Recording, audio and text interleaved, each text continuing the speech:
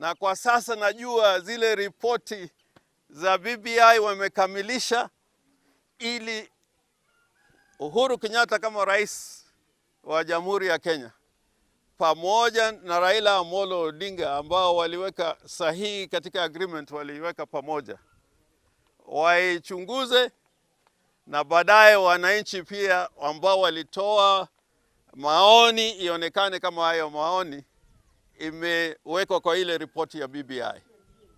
Na baada ya hiyo ripoti tutageuza sheria katika bunge na zingine zitaenda kwa referendum. Tunaomba kwamba hii ugonjwa ya corona iishe, lakini muhimu ya kwamba Raila Amolo Odinga na Uhuru Kenyatta wamelete amani katika Kenya, na hii Kenya tunajua itafika kiwango ambapo mtu hawezi kuiba kura, ambapo hatuwezi kuwa na wafanyikazi wa serikali ambao wamekuwa wezi.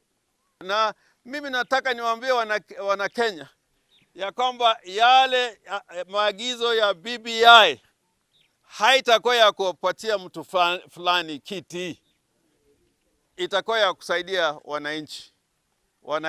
In the right place to deal with issues of electoral injustice. We are in the right place to deal with historical injustices. We are in the right place to deal with the plight of workers, the same workers who Debo represented for almost 60 years. We are seeing a reawakening and a new Kenya emerging. And I want to shun all those who have been praying day and night for the handshake to fail. The handshake has brought about peace. Our people can move around in peace. We can sit down with our county commissioner and the police in peace.